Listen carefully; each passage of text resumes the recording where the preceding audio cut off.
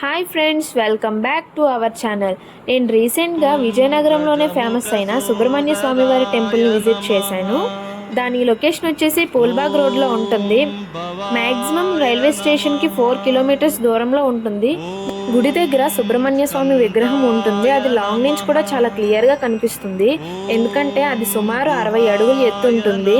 First అయితే tokens తీసుకొని కొబ్బరికాయ సెట్ కూడా తీసుకొని ప్రదక్షిణలు చేశాము. తర్వాత గుడిలోకి ఎంటర్ అయిపోయాము పూజ కోసం. ఇక్కడ మంగళవారం అయితే మాత్రం పూజ చాలా బాగా చేస్తారు. మంగళవారం అయితే అస్సలు ఖాళీ ఉండదు, ఫుల్ రష్గా ఉంటుంది గుడి అయితే మాత్రం.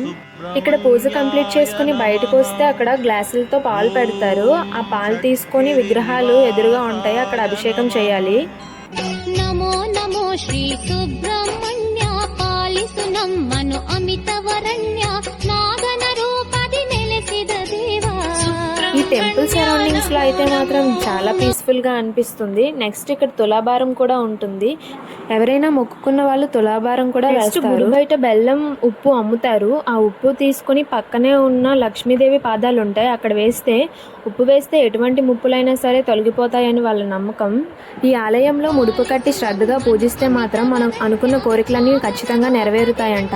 అందుకనే సుబ్రహ్మణ్య స్వామి ముడుపు సర్వ కష్టాలకు విడుపు అంటారు. సుబ్రహ్మణ్య స్వామి గుడి వెనకాలే మనకి మరిడమ్మ తల్లి గుడి ఉంటుంది. అక్కడికి వెళ్ళి శ్రద్ధగా పూజించి మన దగ్గర ఉన్న బెల్లం చెరువులో వేస్తే మనకి అష్టైశ్వర్యాలు లభిస్తాయి. మరిడమ్మ తల్లి గుడి పక్కనే ముత్యాలమ్మ తల్లి గుడి కూడా ఉంటుంది.